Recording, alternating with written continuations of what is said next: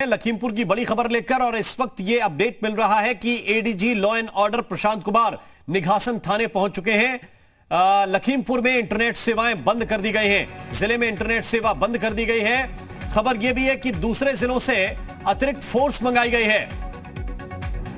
यह बड़ी जानकारी इस वक्त आपको दे रहे हैं। तीन चीजें एक साथ आप जानिए। लखीमपुर कांड में जांच शुरू कर दी गई है, तेज कर दी गई है। ADG law and order Nighasan थाने पहुंच चुके हैं, यानी कि लखीमपुर खीरी में खुद पहुंचकर हालात पर नजर रख रहे हैं। इंटरनेट की सेवाएं बंद कर दी गई हैं ताकि किसी तरह से भड़काने वाले बयान या भड़काने वाली कोई चीजें वायरल ना हो। और अतिरिक्त फोर्स बुलाई गई है दूसरे जिलों से, आसपास के जिलों से अतिरिक्त फोर्स जिले में बुलाई गई है। हमारी जो जानकारी है उसके मुताबिक 3 कंपनी पीएसी की भी वहां पर लगाई गई है और हालात नियंत्रण में रहे, इस पर पूरी तरह से नजर अधिकारी रख रहे हैं। दिन की 3 से 3:15 बजे के बीच की यह घटना है, जिसमें कि कृषक लोग रोड के दोनों साइड खड़े हुए थे। एक विपरीत दिशा से आती हुई 3 गाड़ियों ने उनसे एक्सीडेंट हुआ है और उनके ऊपर उनके तो उस गाड़ियों से दबने से कुल 4 लोगों की डेथ हुई है। इस संबंध में संबंधित के द्वारा प्राथमिकी हमको दी गई है और हम प्राथमिकी को दर्ज कराने की कार्रवाई कर रहे हैं। आपको बताया गया कि वहाँ दुर्घटना में 4 व्यक्तियों की मौत हुई है। इसमें जो पीड़ित पक्ष के द्वारा, मृतक के परिवारजन द्वारा जो तहरीर दी गई है, उसमें सुसंगत धाराओं में अभियोग पंजीकृत करके अगली विधिक कार्रवाई करने की कार्रवाई की। तो ये प्रशासनिक अधिकारियों की बात आपने सुनी। इन सबके बीच मुख्यमंत्री योगी आदित्यनाथ ने एक ट्वीट किया है और योगी आदित्यनाथ ने इस ट्वीट के जरिए लोगों से अपील की है कि वो किसी के बहकावे में ना आए।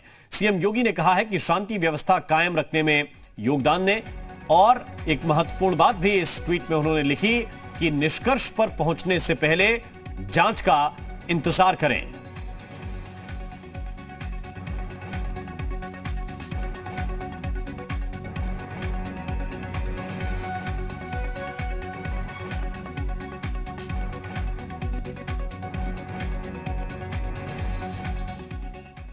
इसके साथ ही मुख्यमंत्री योगी आदित्यनाथ ने इस घटना को लेकर दुख भी जताया है। उन्होंने कहा है कि लखीमपुर की घटना बहुत ही दुर्भाग्यपूर्ण है। सरकार घटना के कारणों की तह तक जाएगी। अराजक तत्वों को बेनकाब किया जाएगा। दोषियों के विरुद्ध सख्त कार्रवाई की जाएगी।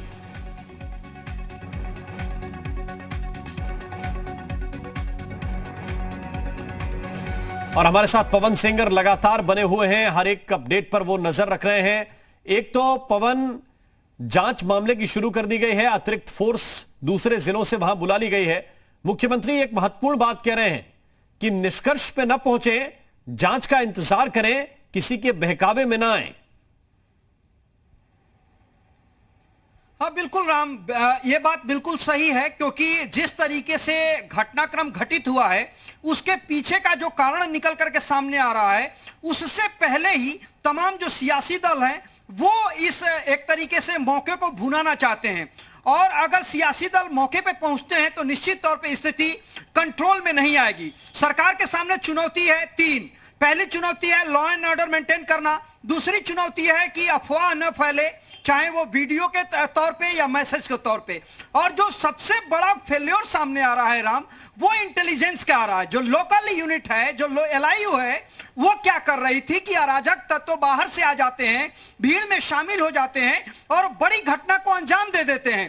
केशव प्रसाद मौर्य उत्तर प्रदेश के डिप्टी सीएम हैं और गृह राज्य मंत्री का कार्यक्रम रहता है और उस कार्यक्रम में भाग लेने के लिए डिप्टी सीएम जाते हैं और उस कार्यक्रम को एक तरीके से बर्बाद करने या उस कार्यक्रम में खलल डालने के लिए ये तैयारी वहां पे की जाती है। और लोकल LIU, जो लोकल इंटेलिजेंस है, वो फेल होता है, वो काम नहीं कर पाता है। वहां की पुलिस इस बात का इन्फॉर्म उनको नहीं किया जा सकता है या उनको ये पता नहीं चल पाता है कि इस तरह की बड़ी घटना को अंजाम देने के लिए कुछ लोग तैयार हैं, साजिश रच रहे हैं और बड़ी घटना को अंजाम दे दिया जाता है। उसके बाद तमाम बातें निकल करके आती हैं कि लखीमपुर खीरी से नहीं बल्कि जो लोग वहां पे मौजूद थे वो अलग अलग प्रदेश और अलग अलग जिलों से वहां पे मौजूद हैं और इस घटना को अंजाम देने का काम करते हैं। जिस तरीके से बर्बरता से मारने का काम किया, गाड़ियों को आग के हवाले कर दिया, यह घटना छोटी नहीं है और इसके पीछे लंबी साजिश है। यह बात बिल्कुल सही है, क्योंकि आम आदमी या किसान इतनी बड़ी घटना को अंजाम इस तरीके से नहीं दे सकता कि किसी गाड़ी को रोका जाए, उसके ड्राइवर को मारा जाए, गाड़ी को पलटा दिया जाए, उसमें आग लगा दी जाए जिसमें लोगों की जान चली जा रही है। ये तमाम घटना ये बताने के लिए काफी है कि जहां लोकल इंटेलिजेंस का फेल्योर हुआ है, वहीं बड़ी साजिश रची गई है और साजिश रचने के बाद इस घटना को अंजाम दिया गया है। और सियासी दल अब इस घटना को एक तरीके से सियासी फायदा के रूप में देख रहे हैं। प्रियंका गांधी के बारे में खबर आ रही है कि वो लखीमपुर खीरी के लिए अभी निकल रही हैं। सुबह वो नहीं बल्कि अभी निकलेंगी, क्योंकि प्रशासन उनको रोक सकता है। इस तरीके की बात इनपुट निकल करके सामने आ रही है। अखिलेश यादव सुबह निकलेंगे 3 बजे, सतीश चंद्र मिश्रा जो बीएसपी के नेता हैं वो निकलेंगे, जयंत चौधरी निकल रहे हैं, ममता बनर्जी सांसदों को भेज रही हैं, पंजाब के मुख्यमंत्री अपने उप मुख्यमंत्री को भेज रहे हैं। ये तमाम घटनाक्रम बताने के लिए काफी है कि एक घटना को कितना बड़ा कर दिया जाए या किस तरीके से उसको भुना लिया जाए या घटना के पीछे क्या कारण है उसको बिना जाने।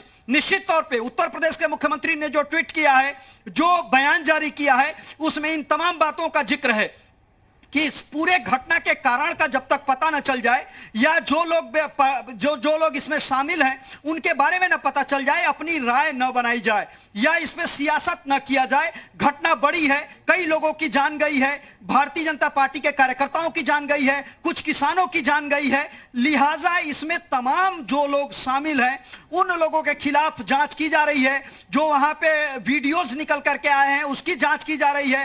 क्या खालिस्तानी है, क्या बब्बर खालसा के लोग उसमें शामिल हैं, या वहां पे एक बड़ी साजिश रची गई है जो लोगों द्वारा इस घटना को अंजाम दिया गया।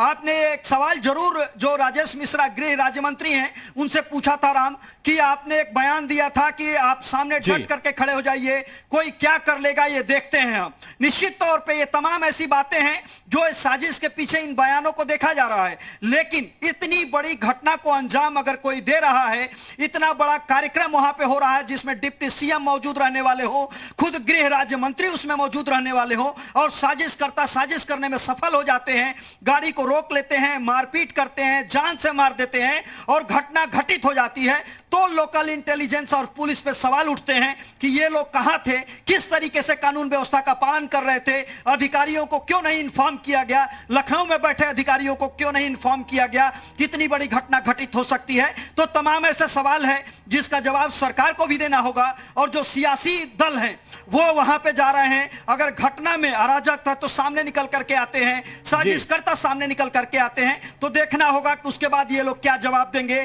क्या इन लोगों का अगला कदम होगा। ये तमाम ऐसी बातें हैं जो अब धीरे धीरे अब सबके सामने निकल करके आएंगे। एक बहुत अहम बात है जिसको अजय मिश्रा भी कह रहे थे, उनके बेटे आशीष मिश्रा भी कह रहे थे, और जो तस्वीरें हम देख रहे हैं पवन वो भी देख रहे हैं, हमने वो फुटेज भी देखे हैं जिसमें गाड़ी को पलटने की कोशिश हो रही है। हमने वो तस्वीरें देखी हैं कि उसी दरमियान एक शख्स को जो संभवतः कार्यकर्ता रहा होगा या ड्राइवर रहा होगा उसके सिर में डंडा मारा जा रहा है। इसके बाद उसे बेदम पीटने का सिलसिला शुरू हो जाता है। इस पूरे घटनाक्रम के बीच हम यह भी देख रहे हैं कि उस सड़क के चारों तरफ हाथों में डंडा लेकर कथित किसान खड़े हुए हैं।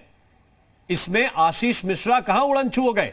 अगर किसानों की बात भी माने तो कहां चले गए? क्योंकि हमारे संवाददाता ने जब उनसे उनके घर पर बातचीत की, ना उनके शरीर पर कोई खरोंच है, ना कोई निशान है, अचानक गायब कहां से हो गए? और इसको नैरेटिव सेट करने की कोशिश भी हर राजनीतिक दल ने कर दी है।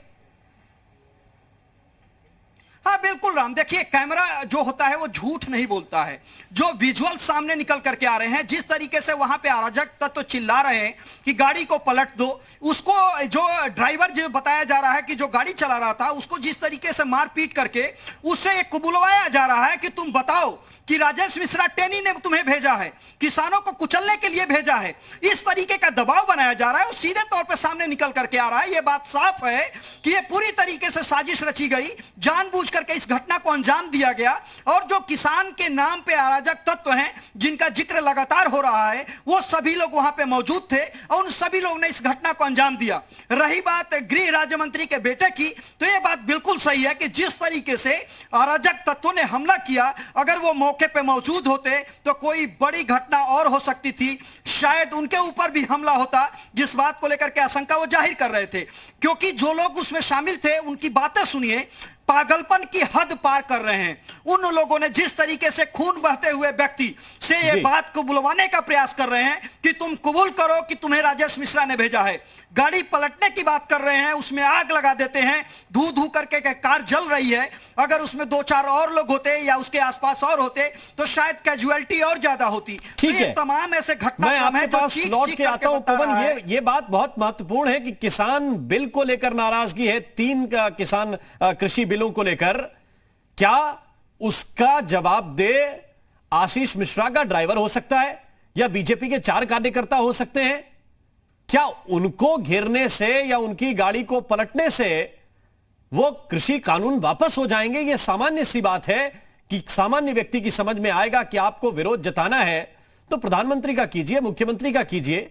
एक कार्यकर्ता या किसी मंत्री के परिवार वालों का विरोध करके उनकी गाड़ियों को रोकने की कोशिश या पलटने की कोशिश में क्या उसका हल निकलेगा? मैं आपके पास